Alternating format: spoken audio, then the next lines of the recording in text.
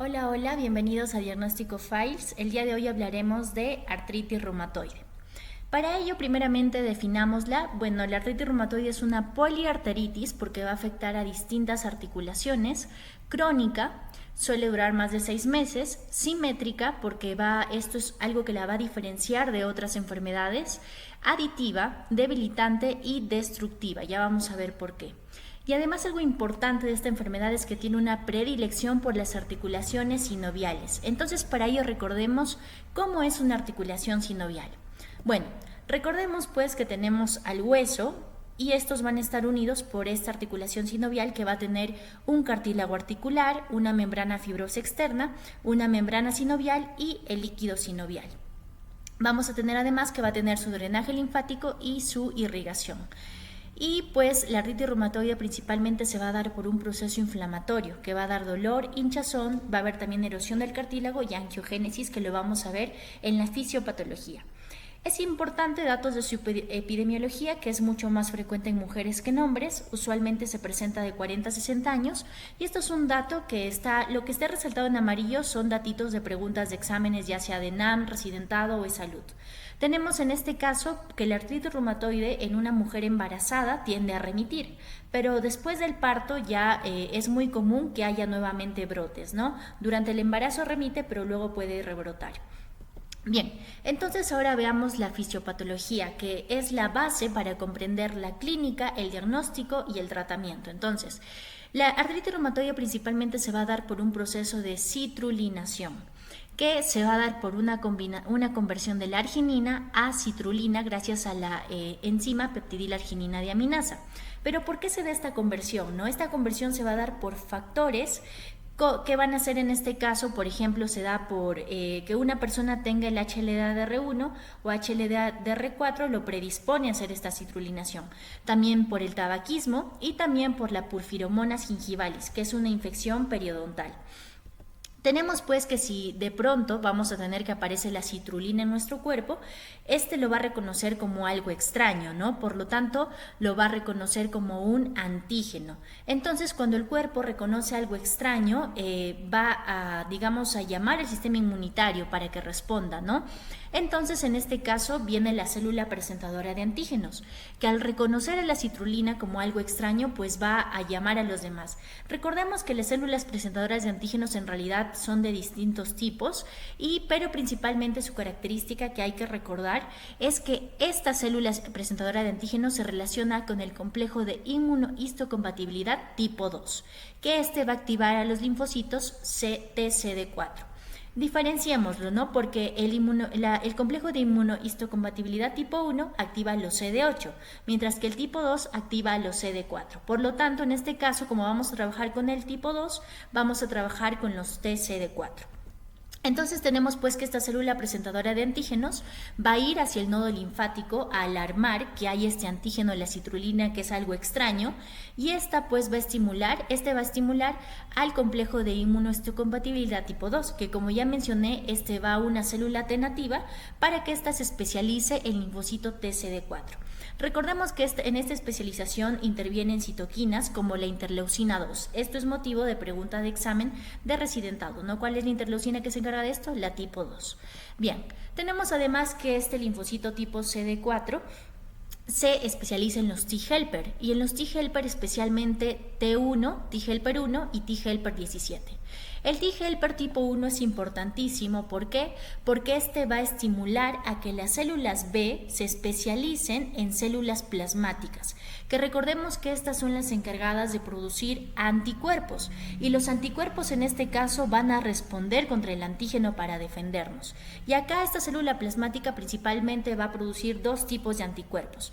Como estamos en contra de la citrulina, va a producir los ACPAs, que son los anticuerpos antipéptidos citrulinados, que uno de estos subtipos de los ACPAs van a ser los anti-CPP, que justamente es el que nos ayuda en el diagnóstico. Y por otro lado se va a formar el factor reumatoideo. ¿Cómo se forma el factor reumatoideo? Pues la inmunoglobulina M, por ejemplo, que es este pentámero, que así está en el cuerpo, se puede unir a una fracción de la inmunoglobulina G, formando este complejo que es el factor reumatoideo, que puede estar en otras enfermedades, pero es característico de la artritis reumatoide, ¿no? Pero no siempre necesariamente va a estar presente. Y los ACPAs, ¿no? Entonces, por otro lado, tenemos que este linfocito TCD4, además de esto, también pues va a producir citocinas, interferón gamma e interleucina 17, las cuales van a estimular a los macrófagos, y en este caso los macrófagos lo que van a hacer es producir más citocinas. En este caso el factor de necrosis tumoral alfa, la interleucina 1 y la interleucina 6. Y vamos a tener pues que a través ya de la circulación van a viajar estas citoquinas, estos anticuerpos y algunas de estas células, ¿no? Y vemos pues que van a viajar por la circulación, pueden viajar hacia la parte articular o hacia otros órganos que sería lo extraarticular. Si viaja a la parte articular, en este caso, como ya mencioné, a nuestra articulación sinovial, vamos a observar pues acá nuestra articulación sinovial, ya recordemos el hueso, el cartílago, el líquido sinovial.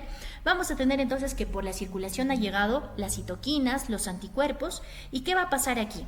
Bueno, por un lado las citoquinas van a estimular a los fibroblastos a que empiecen a proliferar, y esta proliferación se caracteriza por ser migratoria, es decir, si nos afecta en un lado también va a afectar en el otro.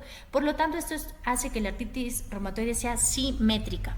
Y justamente esto es, digamos, característico de esta, que la diferencia de otras enfermedades como por ejemplo de la artrosis, ¿no?, que es asimétrica. Bien, por otro lado tenemos que esta proliferación va a estimular al RANKL. El RANKL vamos a tener que junto a las citoquinas van a estimular a los osteoclastos que están en el hueso, que recordemos que los osteoclastos comen el hueso, entonces van a empezar a degradar el hueso y a erosionarlo. Por otro lado, las citoquinas siguen con la inflamación. Y recordemos que por la circulación llegan también, por ejemplo, el linfocito TCD4, que contribuye a la inflamación, pero además de eso produce la interleucina 17. Que la interleucina 17 lo que hace es estimular a que el macrófago produzca más citoquinas y por otro lado estimular más la proliferación de los fibroblastos. Y también recordemos que han llegado los anticuerpos, en este caso pueden formar inmunocomplejos. Además va a haber un proceso de angiogénesis, lo que va a hacer que aumente la permeabilidad vascular, por lo tanto lleguen más células, más anticuerpos, más citoquinas, que haya más adhesión molecular y más inflamación. Entonces vemos que este proceso va a ir aumentando a medida que avance el tiempo, ¿no? Por ello es fundamental que hagamos un diagnóstico temprano y un tratamiento temprano para evitar que siga progresando la enfermedad. Todo este proceso nos puede llevar a la formación del panus, que va a ser una acumulación, una membrana sinovial gruesa que se forma por la acumulación de fibroblastos, miofibroblastos y células inflamatorias. Así como afecta la articulación, por la circulación también puede llegar todas estas células, anticuerpos e interleucinas, citoquinas hacia la parte extraarticular, ¿no?, pudiendo afectar la piel, por ejemplo, en estadios avanzados, que puede dar nódulos reumatoideos, ¿no?, especialmente en el codo. La interleucina 1 y 6 pueden producir fiebre, en el hígado puede aumentar la lepsidina, produciéndonos más adelante una anemia, por ejemplo, en la parte cardiovascular la aterosclerosis, y en la parte pulmonar, como hay proliferación de fibroblastos, puede formarse tejido cicatricial y por lo tanto disminuir el intercambio gaseoso. En cuanto a la clínica, la artritis reumatoide se caracteriza por ser poliarticular porque afecta más de 5 articulaciones, crónica porque dura más de 6 semanas, aditiva, bilateral, simétrica, erosiva y deformante. Además suele producir una rigidez matutina prolongada más o menos de 1 hora y afecta principalmente a 28 articulaciones. Es importantísimo conocer cuáles son las 28 que principalmente afecta para buscarlas al momento de hacer el diagnóstico y también ver la actividad de la enfermedad. Por ejemplo, cuando usamos el DAS28. Tenemos aquí que afecta a las 5 interfalángicas proximales de cada mano, serían 5 más 5, 10, 5 metacarpofalángicas de cada mano, 5 más 5 otras 10 más, vamos 20, 2, una en cada muñeca, vamos 22, una en cada codo, vamos 24, una en cada hombro, vamos 26 y una en cada rodilla, son 28. Además tenemos que justamente al afectar en la rodilla, lo que se puede manifestar son el genu valgu, que son unas piernas en X, y los quistes de Baker, ¿no?, que serían un aumento de dolor y en la zona posterior.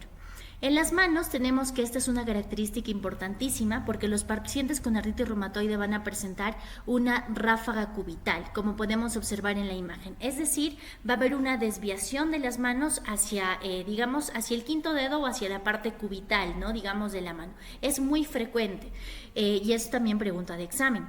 Además, el dedo pulgar puede estar un dedo pulgar en Z, donde va a haber una hiperextensión de la metacarpofalángica y una flexión de la interfalángica distal y una deformidad de las falanges, ¿no? Por ejemplo, esto debido a la forma que tienen, han recibido distintos nombres. Acá tenemos un dedo normal y tenemos el cuello de cisne, por ejemplo, que como ya mencioné, lo que afecta a la artritis reumatoide principalmente es la parte, las interfalángicas proximales. Y bueno, ya compensatorio a esto se va a hacer un movimiento también de la distal en este caso. El cuello de cisne, por ejemplo, es una hiperextensión de la proximal y una flexión de la distal y da forma de un cuello de cisne. En botón o halo botonier es una hiperflexión del proximal y extensión del distal. Y mientras que en el dedo de martillo no es una hiperextensión como en el cuello de cisne, sino solamente una extensión, con una flexión de la proximal. Además, hay una complicación que no es muy frecuente, que pueden tener los pacientes con artritis reumatoide, que es la luxación atlantoxoidea, ¿no? Que como dice su nombre, afecta justamente la parte del atlas y el axis. Bien, en la clínica extraarticular se puede formar ya en la piel los nódulos reumatoideos, que recordemos que es una colección de distintas células que principalmente se da en los codos, y esto ya se da cuando la enfermedad está avanzada. También se puede ver el síndrome de Kaplan, que es los nódulos reumatoideos más fibrosis más neumoconiosis. En el pulmón, como hay proliferación de fibroblastos, puede haber fibrosis pulmonar, también pleuritis, derrame pleural, y el líquido del derrame pleural se caracteriza porque hay baja glucosa, altas proteínas y el factor reumatoideo positivo. Y el síndrome de Kaplan. En el nivel cardiovascular va a haber una aterosclerosis acelerada, en el sistema nervioso central una mononeuritis y polineuritis múltiple, en el ojo puede haber una queratoconjuntivitis seca o el síndrome de Sjögren secundario, una escleritis o epiescleritis. Tenemos a nivel hematológico, justamente por los cambios en la hepcidina, puede haber una anemia. También puede haber síndrome de Felty o amiloidosis. A nivel renal va a haber una glomerulonefritis, especialmente mesangial, y puede haber una vasculitis de vasos pequeños y medianos. Entonces, ya conociendo la fisiopatología y la clínica, resolvamos un caso clínico. En este caso tenemos una mujer de 35 años, recordemos que la artritis reumatoide es más frecuente en mujeres de 3 a 1, que dice que desde 6 meses, la artritis reumatoide es un proceso crónico que dura más de 6 meses, tenemos acá ya 6 meses, tiene dolor, edema en ambas manos, y dice que en el examen físico tiene dolor con aumento de volumen en las articulaciones metacarpofalángicas proximales, que recordemos que son las que más se afectan por la artritis reumatoide, y la desviación cubital, que como les mostré, se presenta pues en la artritis reumatoide como manifestación clínica. Entonces, ¿cuál es el diagnóstico más probable? Sería artritis reumatoide. Es una pregunta de NAM del 2008 y ya está resuelto. Bien, en el siguiente video veremos lo que es el diagnóstico y el tratamiento. Gracias.